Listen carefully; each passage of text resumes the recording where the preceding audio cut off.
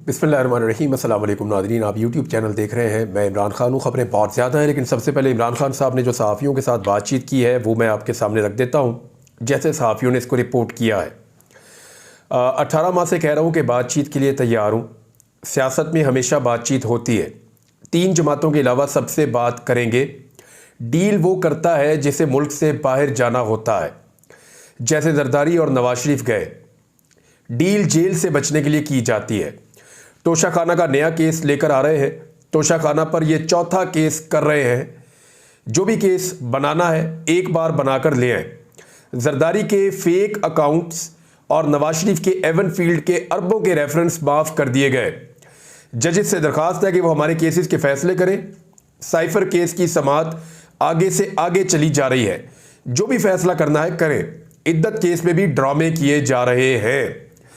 ये जी इमरान खान साहब हैं जो बिल्कुल डील करने के लिए तैयार नहीं है। वो कहते हैं जी बातचीत करूंगा, डील नहीं करूंगा। और ये बात उनकी पार्टी के सारे लोग कह रहे हैं कि वो बातचीत तो करना चाहते हैं, एंगेजमेंट तो करना चाहते हैं, डील नहीं करना चाहते इमरान खान साहब। और बातचीत के लिए भी उन्होंने शराइत रखी हैं और वो शराइत बार बार दोहराई भी जाती हैं। यानी इमरान खान साहब की जो सादी सादी शर्त है वो ये है कि मेरे कारकुनों को रिहा किया जाए जिन्हें गिरफ्तार किया गया है 9 मई के मुकदमात में और उसके बाद से लेकर अब तक। और इसके अलावा वो ये कहते हैं कि हमारा जो चोरी किया हुआ मैंडेट है वो भी हमें वापस किया जाए।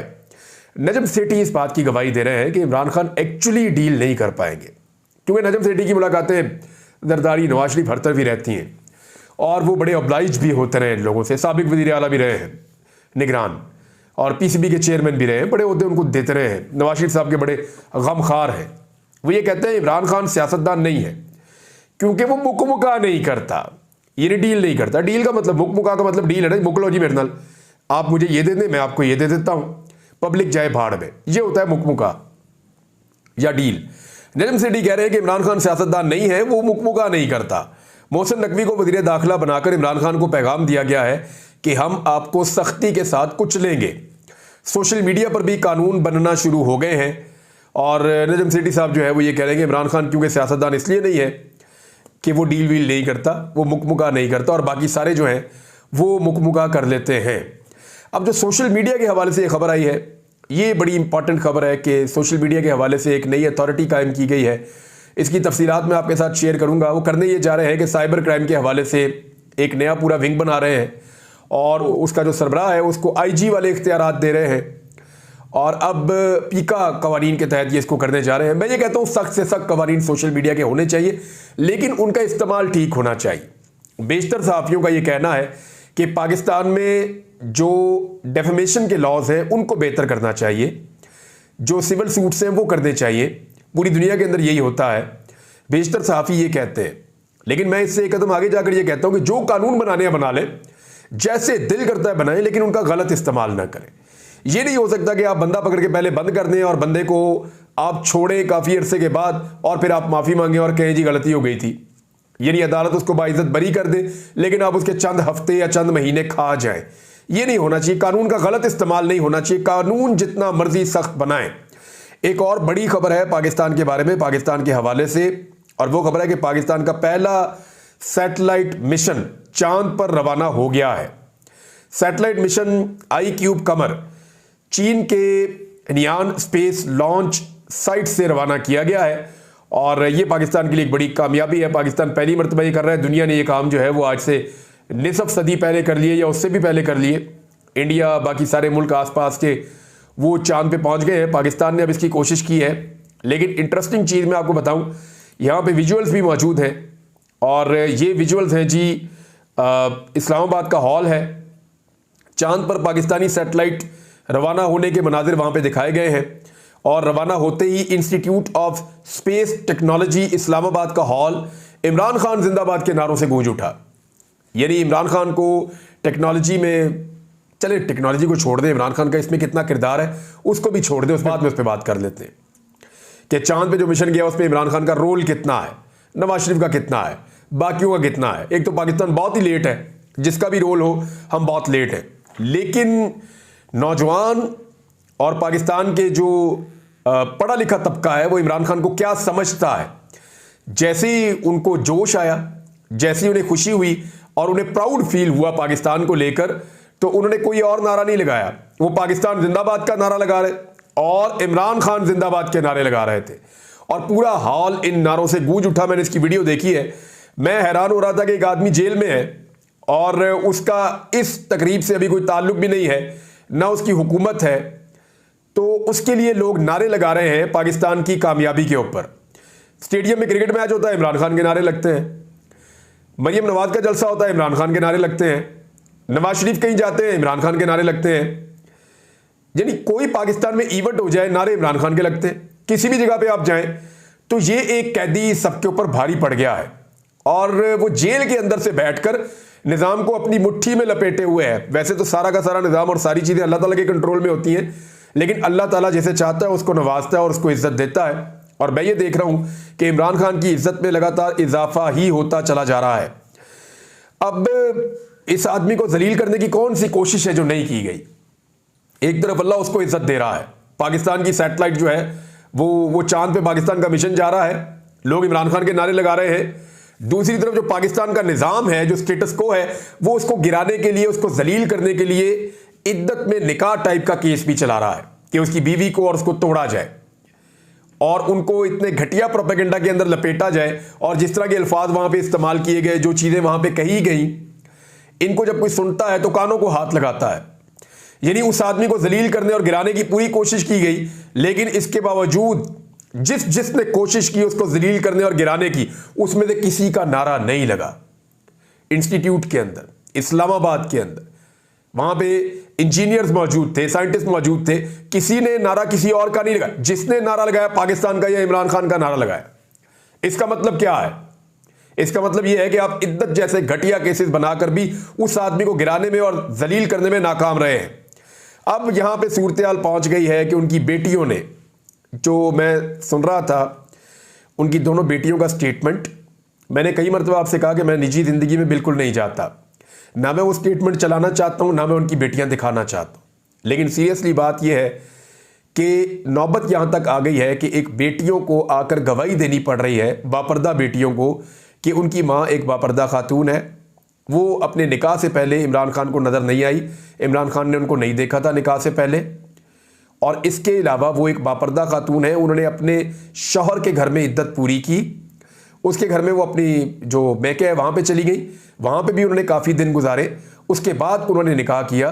ये उनकी बेटियाँ गवाहियाँ दे रही हैं। यानी डूब मरने का मुकाम है उन लोगों के लिए जिन्होंने इमरान खान को गिराने के चक्कर में अपने आप को इतना घटिया, जलील और रुसवा किया और इस लेवल पे उन्होंने अपने आप को गिरा दिया कि आज बुशरा बीबी की बेटियां, साबिक खातून अव्वल की बेटियां, बापर्दा बेटियां सामने आकर स्टेटमेंट देने पर मजबूर हो गई हैं। लेकिन ये सारी चीज़ें कौम भूलेगी नहीं। नाज़रीन, मेरी बात आप ये याद रखिएगा और मेरा इस बात के ऊपर ईमान है कि ये जितनी ज़्यादतियाँ करेंगे, इमरान खान उतना बड़ा होता चला जाएगा। इमरान खान का कद बड़ा होता होता इन सबसे बड़ा हो गया है और अब इतना बड़ा हो जाएगा कि आसमान के साथ जाकर लग जाएगा और ये सारे उसके सामने बोने बन जाएंगे। ये जितना जुल्म करेंगे, इमरान खान उतना ऊपर जाएगा। फजल रहमान साहब ने और अचकज़ई साहब ने बड़े खौफनाक स्टेटमेंट दिए हैं जनाब। वो स्टेटमेंट मैं आपके सामने रख देता हूं। फजल रहमान साहब ने सबसे पहले तो एक जो आर्मी चीफ के हवाले से स्टेटमेंट है वो मैं आपके सामने रखता हूं कि आर्मी चीफ ने एक स्टेटमेंट दिया था, आसिम मुनीर साहब ने, उसका जवाब जो है वो फजल रहमान साहब ने दिया है। आर्मी चीफ ने कहा था कि जो लोग आइन में दी गई आज़ादी राय पर आयद की गई वाज़े क़यूद की बरमला पामाली करते हैं, वो दूसरों पर उंगलियां नहीं उठा सकते। हम अपनी आइनी हुदूद को बखूबी जानते हैं और दूसरों से भी आइन की पासदारी को मुकद्दम रखने की तवक्को करते हैं। ये army chief general Asim Munir साहब ने फरमाया था। इसके जवाब में फजल रहमान साहब कह रहे हैं, कहते हैं, मुझे पता है मेरा कानून का दायरा क्या है, मैं अपने इख्तियारात और हुदूद को जानता हूं। मुझे पता है, आप जानते हैं, लेकिन आप इख्तियारात और हुदूद से तजावुज करते हैं।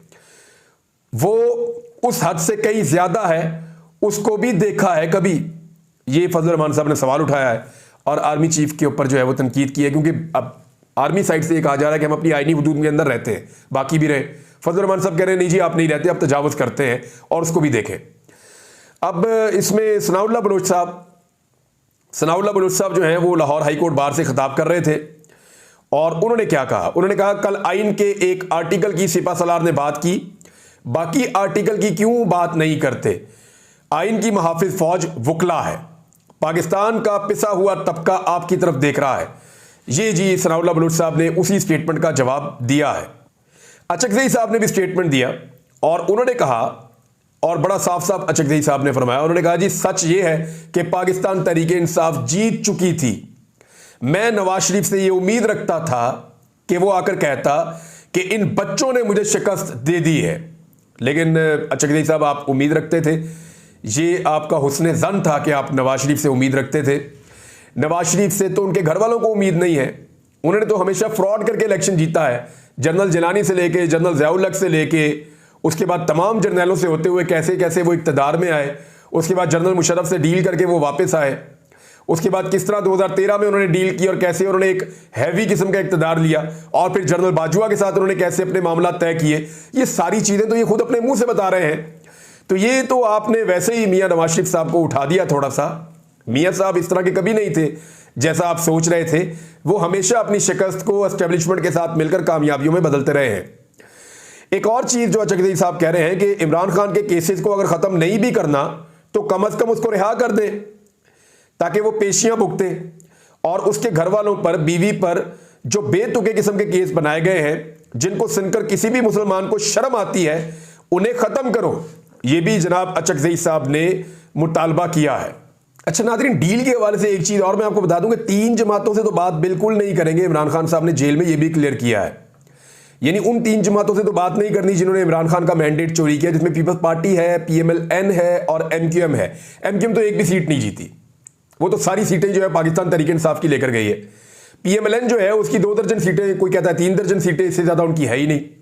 बाकी सारी जमातें जो है उनके साथ बात हो सकती है, लेकिन PMLN से नहीं हो सकती, पीपल्स पार्टी से नहीं हो सकती और MQM से बात नहीं हो सकती। साथ ही इमरान खान साहब ने जो बाकी स्टेटमेंट दिया वो मैंने आपको पढ़ के पहले सुना दिया है। अच्छा, ये जो मौलाना फजलुर रहमान साहब ने बातचीत की वो तो मीडिया पे चल गई, लेकिन जो महमूद खान अचकज़ई ने और असद कैसर ने प्रेस कॉन्फ्रेंस की है उसको मना कर दिया गया पाकिस्तान के मीडिया पर चलाने पर। हालांकि आज आज़ादी इजहार राय का या आज़ादी सहाफ़त का आलमी दिन है। नाज़रीन, आज से 1 साल पहले मैं इस्लामाबाद प्रेस क्लब में गया था और वहाँ जाकर मैंने सब सहाफ़ियों से कहा था कि आप लोग अगर इकट्ठे नहीं होंगे इख्तलाफ राय के बावजूद, यानी बहुत सारे सहाफ़ियों को आपस में इख्तलाफ हो सकता है। अभी मैं हामिद मीर साहब से मिला, कुछ और सहाफ़ियों से मिला, काशिफ अब्बासी साहब से, मोहम्मद मालिक साहब से, समी इब्राहिम साहब से, सिद्दीक जान से, बाकी सहाफ़ियों से मिला हूँ। तो मेरा इनसे नज़रियाती इख्तलाफ भी हो सकता है। वो जो बात कहें मुझे पसंद नहीं आ सकती और मेरी बात हो सकता है उन्हें पसंद ना आए, लेकिन ये कोई वजह नहीं है कि इख्तलाफ राय की बुनियाद के ऊपर हम एक दूसरे को अकेला छोड़ दें और मरने के लिए छोड़ दें। किसी भी सहाफ़ी को गैर कानूनी तरीके से अगवा करना, उसके ऊपर गैर कानूनी तरीके से मुकदमात बनाना, या उसको मुल्क छोड़ने पर मजबूर करना, या उसको कत्ल कर देना, इन मामलात के ऊपर हम सबको इकट्ठे होना चाहिए। जिसने किसी सहाफ़ी को पकड़ना है कानून के मुताबिक आगे पकड़े और कानून के मुताबिक केस करे, उस पर जस्टिफाई करे, उसके खिलाफ कार्रवाई करे, ये बहुत अच्छी बात है। लेकिन जो गैर कानूनी हथकंडे हैं उनके खिलाफ तमाम सहाफ़ियों को इकट्ठे होना पड़ेगा। ये मैं पहले भी कहता रहा हूँ, ये मैं आज भी कह रहा हूँ। यानी मुझे कुछ लोगों ने कहा कि हामिद मीर साहब ने एक दौर ऐसा था कि आपको उनसे इख्तलाफ था, उन्होंने कुछ ट्वीट किया, आपकी जान खतरे में पड़ गई। तो मैंने उन सबसे कहा कि भाई इख्तलाफ अपनी जगह पे है, लेकिन गलतफहमियां भी अपनी जगह पे हैं, इख्तलाफ भी अपनी जगह पे है। लेकिन आज अगर हामिद मीर साहब की जान खतरे में है या उनके ऊपर कोई अटैक आने जा रहा है और मेरे पास ऐसी इंफॉर्मेशन है, तो मैं तो गलत चीज़ को जस्टिफाई नहीं कर सकता, उसके खिलाफ बोलूंगा भी, खड़ा भी हो जाऊंगा, और मैं इसीलिए उनको मिलने के लिए गया हूं।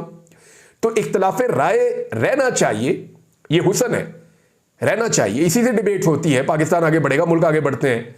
लेकिन इख्तलाफ राय के बावजूद कुछ चीज़ें ऐसी हैं, कुछ हुदूद ऐसी हैं जिनसे आगे नहीं जाना चाहिए। किसी की जान नहीं लेनी चाहिए, किसी की जान को खतरे में नहीं डालना चाहिए, झूठे मुकदमात नहीं बनाने चाहिए, लोगों को अगवा करके गायब नहीं करना चाहिए।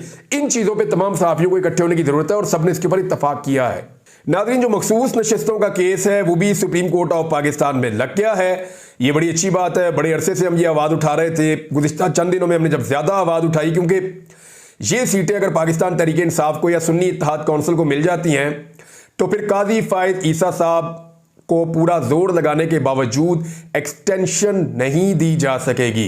मैं आपको फिर बता रहा हूं कि काजी फायद ईसा साहब की एक्सटेंशन एक ख्वाब बनकर रह जाएगी अगर ये जो मखसूस नशिस्तें हैं जो पाकिस्तान तहरीक इंसाफ को मिलनी चाहिए उसूलन, अगर ये तहरीक इंसाफ के पास ही आ जाती हैं और उनकी मुखालफ सियासी जमातों में तकसीम नहीं की जाती तो फिर काजी फायद ईसा साहब को एक्सटेंशन नहीं दी जा सकती। अब ये बड़ा अहम मामला है। ये मामला चला गया है सुप्रीम कोर्ट ऑफ पाकिस्तान में और वहां पे ये केस लग गया है और ये केस जनाब सुना जाएगा जस्टिस मंसूर अली शाह साहब की सरबराही में 3 रुकनी बेंच, इसमें अतरुल्लाह साहब भी शामिल हैं और इसमें एक और मुअज़्ज़िज़ जज भी शामिल हैं। तो 3 रुकनी बेंच ये केस सुनेगा। देखते हैं कि इस केस का नतीजा क्या निकलता है। नाज़रीन और भी खबरें हैं। बाबर सत्तार साहब ने एक शॉट लगाई और ग्राउंड से बाहर बॉल उन्होंने फेंक दिया। बात करते हैं लेकिन अगले व्लॉग में। अब तक के लिए इतना ही। अपना ख्याल रखिएगा। अपने इस चैनल का भी अल्लाह हाफिज़।